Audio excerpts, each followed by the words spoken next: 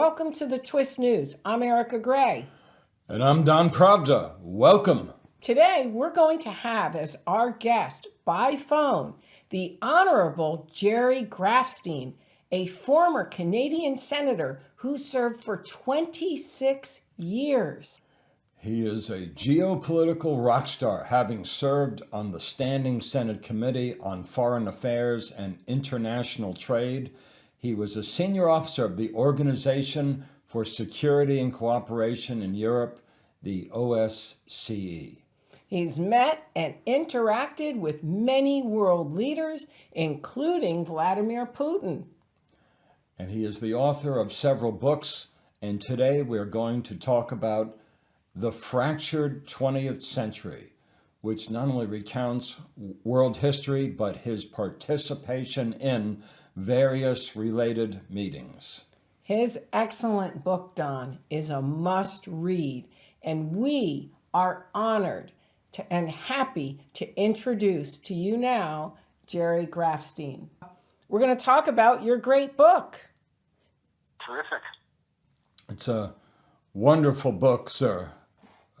Kudos to you, and covering all that material, and of course mentioning your personal revelations, talking about your family.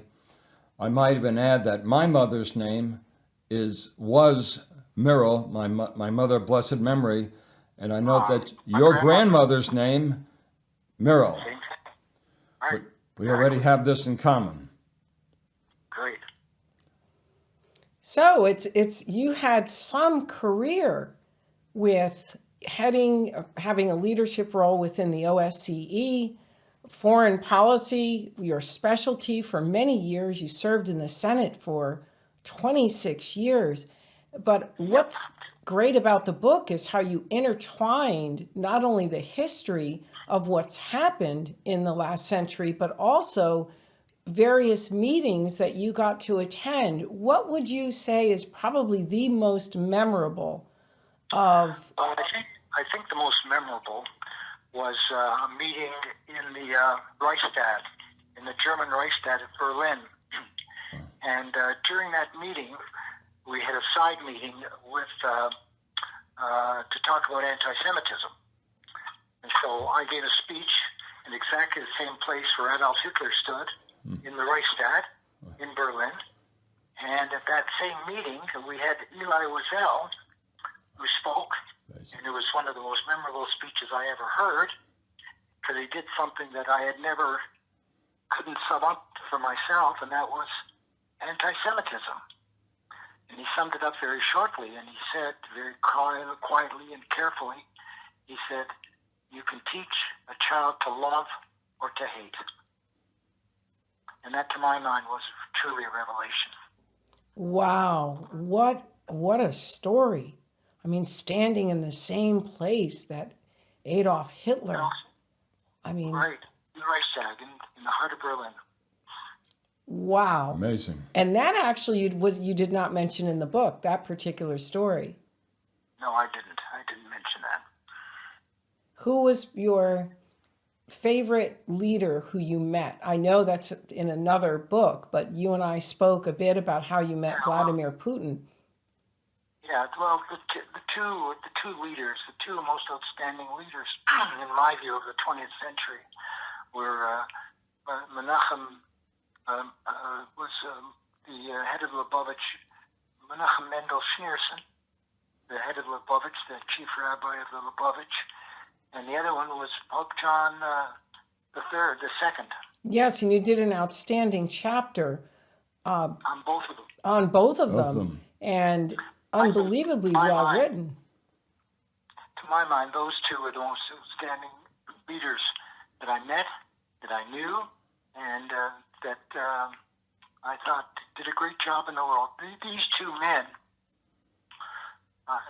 when you take a look at the dissident movement in Russia, they were the two leaders, each in their own way, that led that movement.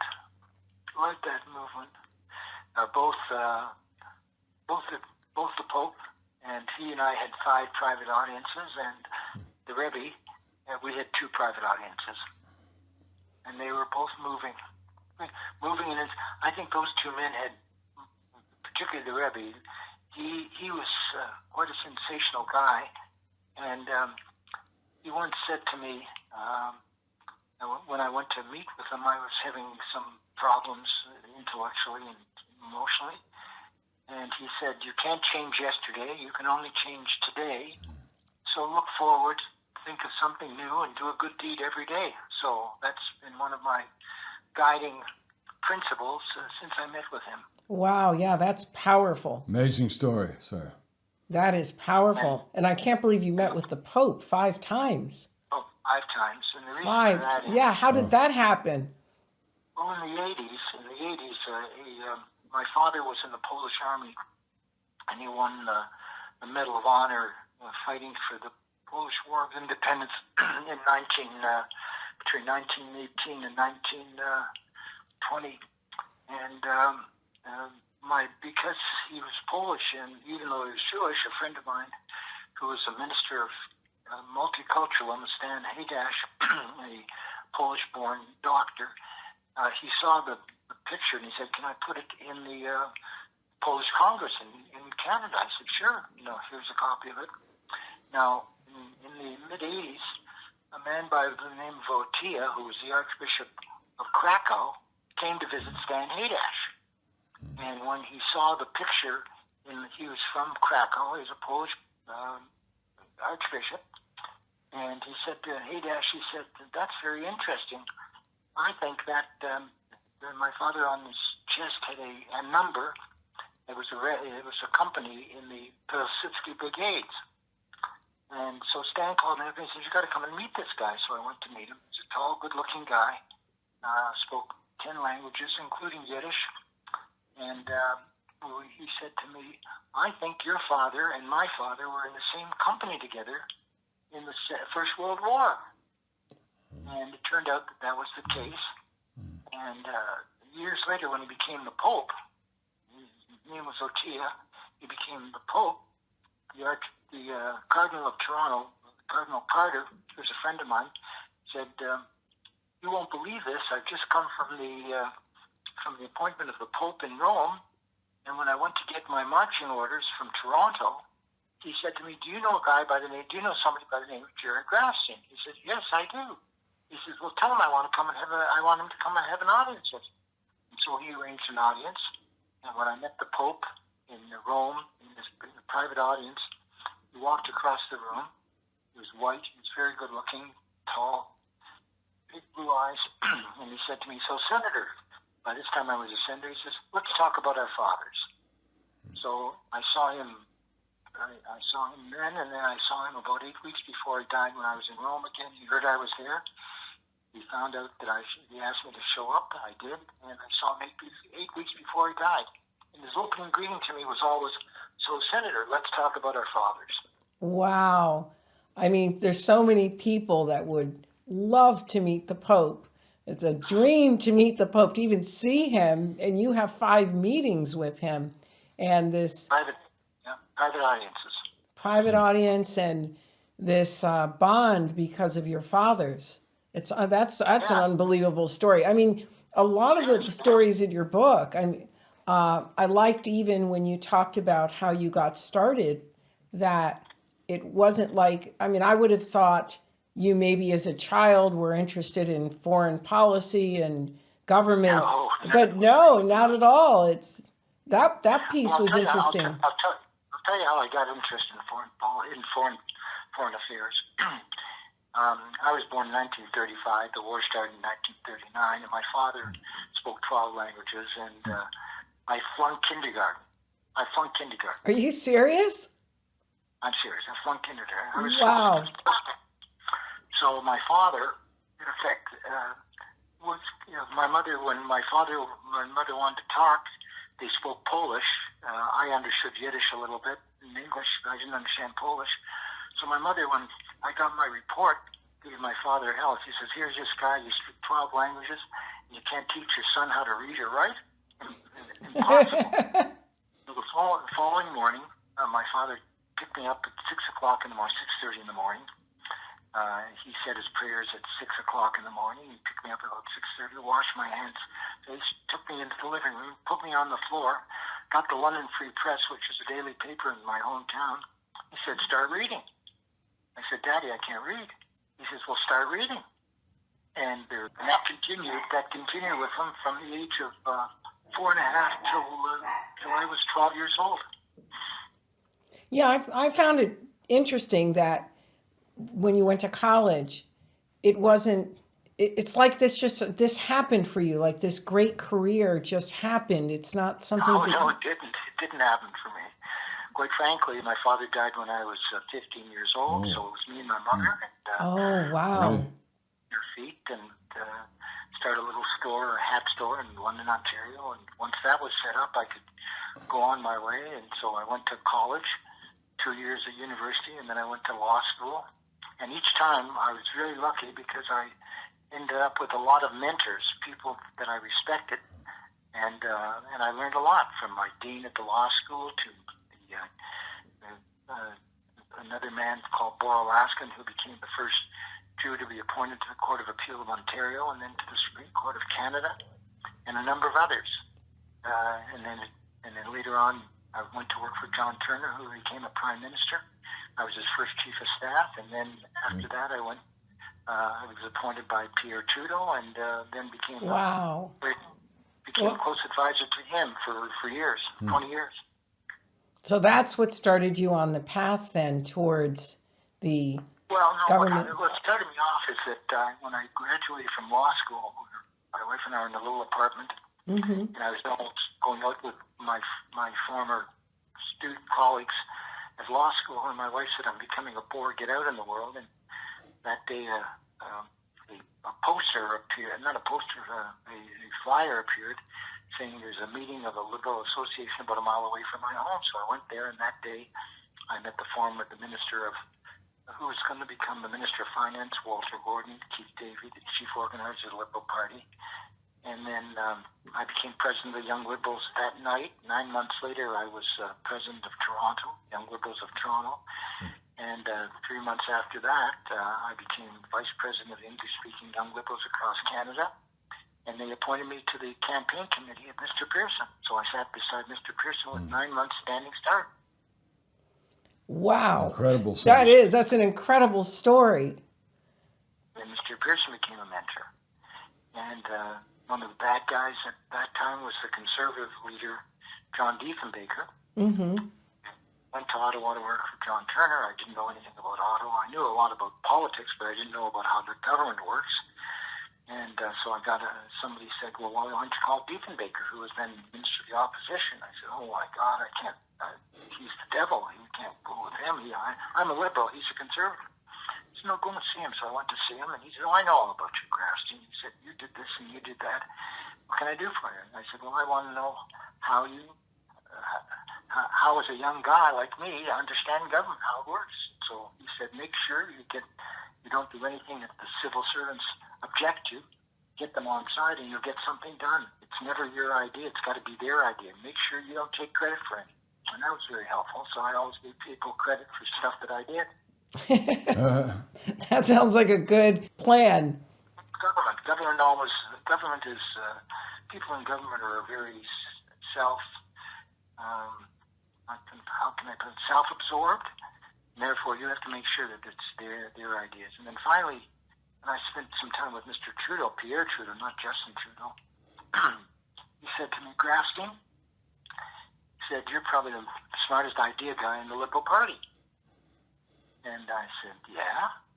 And he said, you might be even the smartest idea guy in politics in Canada. I said, yeah. And he said, but you've got a problem. I said, sir, I do not have a problem. He said, you've got a big problem. I said, what's that? If you think a good idea sells itself, it doesn't. You open up a file, you've got to make sure that you close the file and get it done. Nothing happens on its own. It can be the greatest idea in the world. Ideas don't sell anything. It's what you do to make sure that they get it. Don't open a file unless you can close it. So that was a great training real got for me. It sounds like you had a lot of good advice that helped you along. What do you feel was your greatest contribution to Canada? Well, I introduced about 4 or 5 private members' bills as a senator. One was to recognize the Holocaust Day. That was very important. The other was I passed a law. I had helped pass a law. It took me 10 years to pass a law that would criminalize people that proclaimed suicide bombing. Now, up until that time, there are a lot of imams in Toronto that were talking about suicide bombing, and this chilled it out. So after that bill was legislated and went through both the law of Parliament, when that happened, it stopped. It stopped cold. It was a chilling piece of legislation, and that was a fight. It took me 10 years to get that through. Wow. To get a bill through, it has to go through 3 readings of the Senate, 3 readings of the House of Commons, in exactly the same language. You know, not unlike the American Congress, and but that was important. The other bill was important to me was I established the Parliamentary Poet Laureate following the Poet Laureate in the United States. So that's now the law of the land, and a number of others. Wow. And you also worked for the OSCE.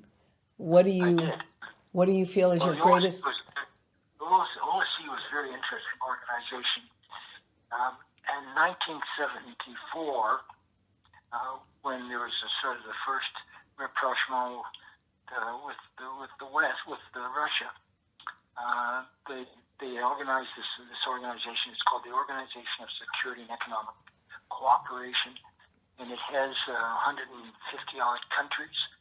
And the United States and Canada are both voting members, so I became the head of the all-party delegation, and when I got there, I was elected treasurer. So nothing really happened because I had to sign off on all of the money bills.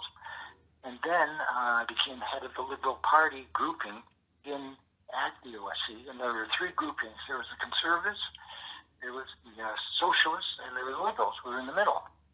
And because of the number of votes, the minority, which was me, we had about 18%.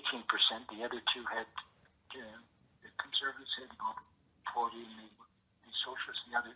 Nothing could happen without me, so I appointed, I had to sign off on all the appointments, all the vice presidents, all of the rapporteurs.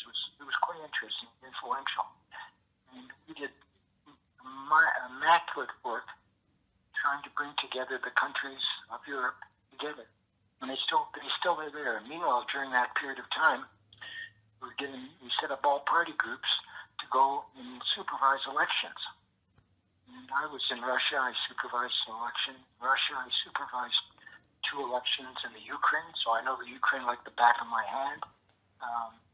And did it in a couple of other countries, and it was quite interesting because once you got into the country, you had to understand the internal politics to understand what your report should say. So, and it's if you take a look at the United States today, take a look at Canada today, they both have huge problems. One, interference with elections.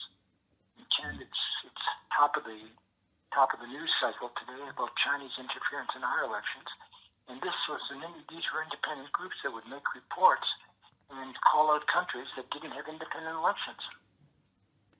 Wow, so that's each of those countries. And I know them like the back of my hand. So that sounds like a major contribution from the OSCE. Well, just say, the OSCE is a very important organization. It still exists. It does a good job. It unfortunately doesn't get the press that it should. But I helped set up a website so we could get the word out. What do you feel, what word would you like to get out while you're on this show about it that maybe is not understood? I want to talk about the failure of leadership in the Western world. All my life I've studied leadership. One of my heroes was Winston Churchill. My next book is going to have a long look at his life and And you also, yes, and you have the book about leaders, different prime ministers that you've met about leadership. I met all. The book talks about that. But today, the real issue is leadership. And we happen to have, I think, the most immature and weak leadership that the Western world has ever seen. I'm glad you're saying that because we talk about that on this show. And you and I in a conversation, you said to me that the leadership in the United States is stupid. One word, stupid. We've said that on the show. Well, yeah, I do. I believe. By the way, I know Joe Biden. He was and is a terrific guy, but it's weak leadership, and you can't put the finger in one corner. It's everywhere. It's weak leadership in Europe. I mean, imagine the strongest military force in the world, and they can't quell the invasion of the Ukraine. And to watch the slaughter every day is just, I don't know if you're a Christian or a Jew or a Muslim, and you can sit there and watch that and not cringe. The other thing you'd probably be interested in is why. Why is America woke? Why? It's not very complicated. If you are secular and you're not a believing person and you don't believe in anything, you can do anything. So take a look at America. People are doing things that are absolutely outrageous. True. I mean, when they isolate Christianity, and it doesn't matter what stripe of Christianity you are, if you're a fundamentalist or you're Episcopalian or a Catholic. I cringe when, for instance, Catholics and Christians in Europe are slaughtered and Christianity doesn't come to the rescue. The Rohingya. Take a look at it. There's something wrong with this generation. There's something wrong, and I don't know it, except that I think I always believe the Jewish expression, fear of the Lord is the beginning of wisdom. If you fear the Lord, then you become wise. And I think the absence of the fear of the Lord, to my mind, has accelerated the decay of the Western world. You're right. I agree, sir. We totally agree. And it's lawlessness. You have lawlessness. That's what it is. And the foreign policy on the part of the United States. No, but stop about the foreign policy. Talk about the home front. I cannot visit. I visited every state of the United States because I was head of the Canada U.S. Interparliamentary Group. So I visited every capital of the United States. I visited every major city of the United States. I got to know congressmen and senators on both sides. And now I look at America, and I take a look at San Francisco. I won't go to San Francisco anymore. I will not go there. I will not go to Los Angeles. I have a grandson that works in Los Angeles. I said, do you want to come to me? Come to Santa Monica. I'm not going to Los Angeles. And I went to New York. I love New York. And I had to go on 54th Street from Fifth Avenue over to 8th Avenue. And along that street, in the heart of that city, are homeless people.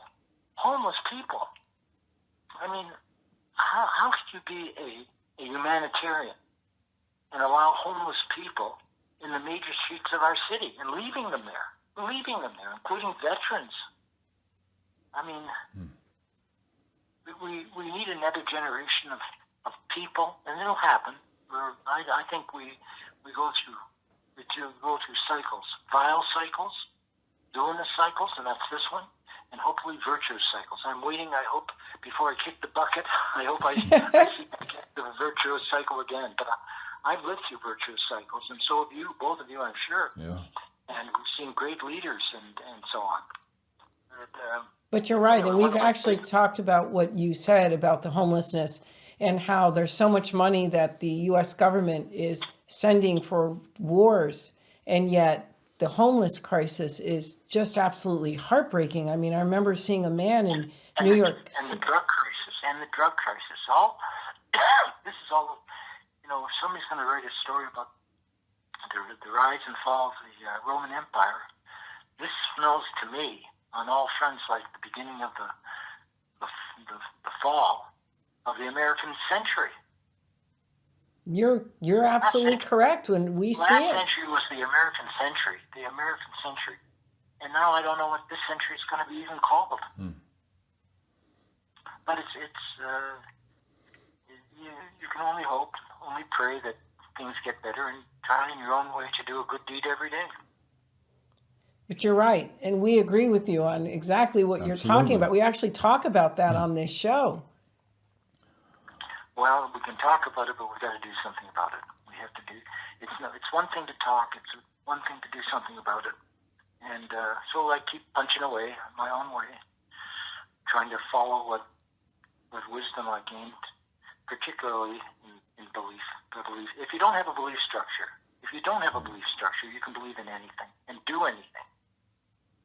You're right. Anyway, there you are. You have it. I've given you the best of the best in a short period of time. And finally, I would like to talk about I liked in the book where you also recount your family's history and the Jewish history and this insight into the Jewish culture and beliefs.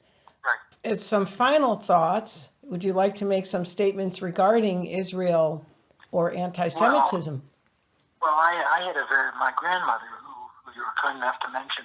My grandmother, if you ask a lot of people, you ask yourselves, where were your grandmother, or great-grandparents born? 90% of the people in North America won't even know that.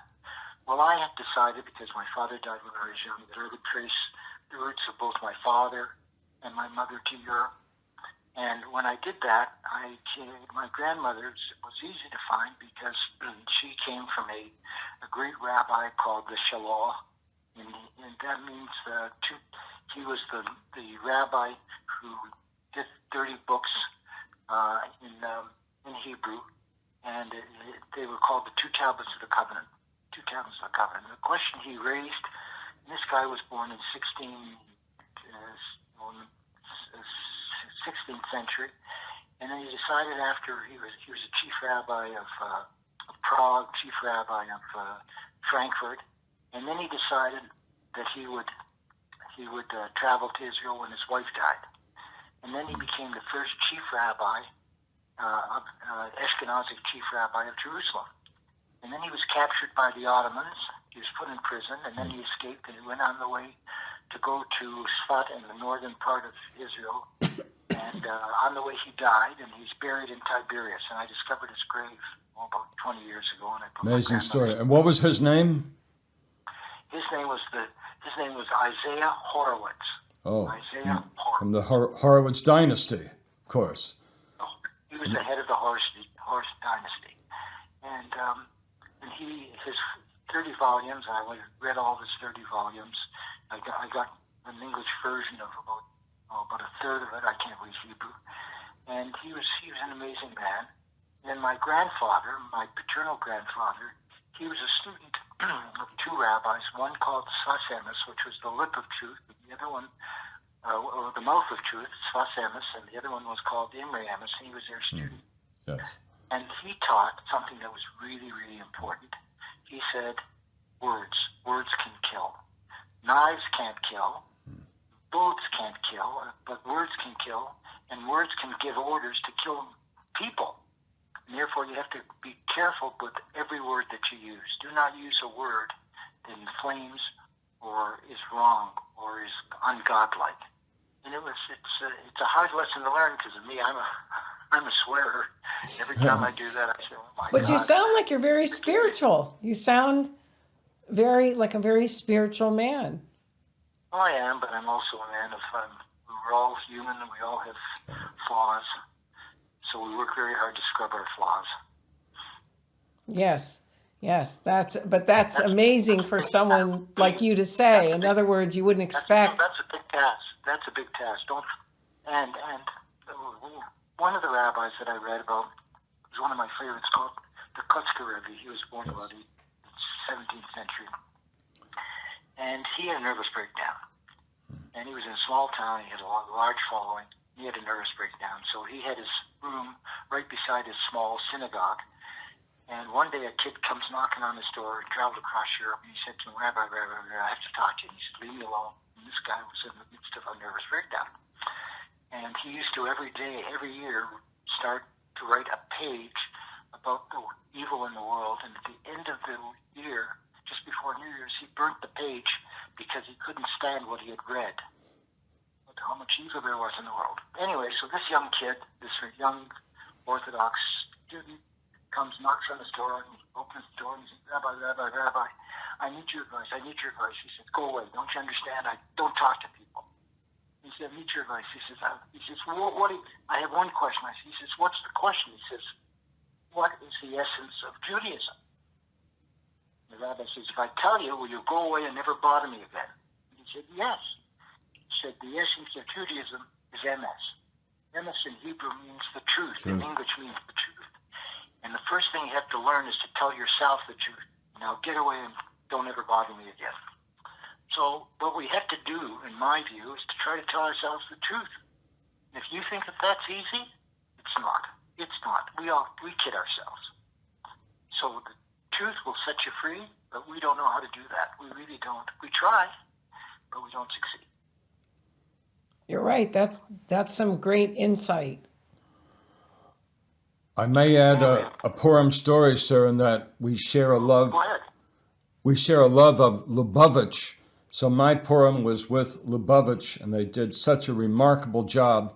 My Shabbat, and I'm not a young man, for the first time I met the former Ashkenaz chief rabbi, Rav Yisrael Meir Lau. This story of... He was a Holocaust survivor. Exactly. He survived under the bones and the dead, and that's why he was not killed.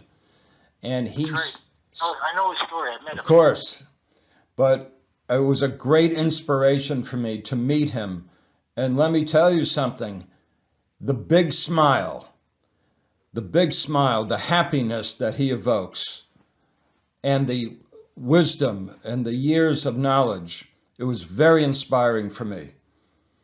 Well, earlier this afternoon, this is absolutely true, the head of the Jewish, the Lubavitch Russian in Toronto came to visit me, and he brought me matzahs from Israel for Passover, these special Shmira matzahs, and he's a great friend of mine, and he's done a fantastic job. I've helped him. We've brought some people out of the Ukraine to come to Toronto. And we helped, I know the Ukraine like the back of my hand. We helped, we've had about 8 or 10 people that have come out. And he just came to announce, to tell me that a rabbi, a Lubavitch rabbi, has just come with his wife to settle in Toronto, and he's going to open up a new synagogue under his aegis here in Toronto. So that was he rushed to tell me this story, which I thought is fantastic. So the whole idea back to life is they used to say, there was an expression that said that there are 40 righteous men, and maybe women, in the world at all times. They don't know who they are, and they're called the Lamed Vov, the righteous. Right. They don't know who they are, but they're called upon every once in a while to come and save the world. And they say if you save one person's life, you've saved the world. So this rabbi believes that. I believe it. And you never know you never know when you're going to be called upon to do something great. You never know. It's anonymous. Those are fantastic. Final words. We've got your book too, the one on the Holocaust, and are excited that after we read that to have you back. Well, I'll tell you how that started. Sort of an interesting story. My wife is very influential. My wife, she says, stop talking and do something. Don't criticize anybody. Don't criticize anybody, as you always do, unless you can do something better. So one night I'm watching 60 Minutes, and they're interviewing this guy Zundel, who was a Holocaust survivor, and it was horrible. And I get off watching the show, and I complained to my wife. She said, well, go and do something about it. So I said, I'll do something about it. I called another friend of mine, who's one of my great advisors. He passed away. And he said, well, why don't you write a book? I said, I can't write a book about the Holocaust. What the hell do I know about the Holocaust? I've only been to one death camp, and I won't go to another. I couldn't stand being there. It was just horrible. And he said, well, write a book. And I said, well, I can't write a book. He said, well, why don't you get other people to write a book giving their views? So I wrote that book called Beyond Imagination, which is dedicated to part of my family that died in the Holocaust. And what I did was I got Jewish writers in Canada who were excellent, but were not Holocaust survivors, to give their view in their language, in their words, about the Holocaust. Now, the most important little chapter in that book is Leonard Cohen, who was a great friend of mine. Leonard Cohen, a great songster. He wrote one of the greatest songs called Hallelujah. If you ever want to read it, one of the greatest songs in the world is Hallelujah. And Leonard wrote that song. And Leonard and I were good friends. And I wrote him a letter. And a day later, he sent me a poem. A day later. And so that's in the book. You'll find the book interesting. Well, after we read that book, we would love to have you back again to talk about that book. It would be my pleasure and my honor. And thank you very much for taking the interest in my book. There's 20 years of work in that book, and I think in some parts it's really an important book. You are genuinely a man of the Met, of truth, and you're a gentleman and a scholar. I'm very honored to have you on our show today. Yes, and we will be having you. We'll probably be calling you more than you expect. And Shabbat Shalom to you, and happy Pesach, happy Passover. Okay, let me have the final word. If my mother was around and heard that, she would be. If my father heard it, he would be surprised. If my mother heard it, she says, never enough. Keep telling how good my son is. So thank you very much for that. Okay, great. And thank you so much. We're so honored to have you today. And thank you so much. I look forward to talking to you again. Read that book. I think the best book I've done so far is the first book, the Beyond Imagination. It sold out. It did very well, actually. We're looking forward to it. You're doing God's work, and she really appreciates it. Okay, well, thank you again, and we will be in touch as soon as we read that book. Terrific. And anybody else, please, we've got the book, we've got the Fractured 20th Century and Mr. Grafstein's books in our Amazon store. The link is below. You can get a copy of the Fractured 20th Century. It is a must-read, and get a copy today. Thank you, Jerry, and we will be in touch again soon. And thank you. I appreciate your help here.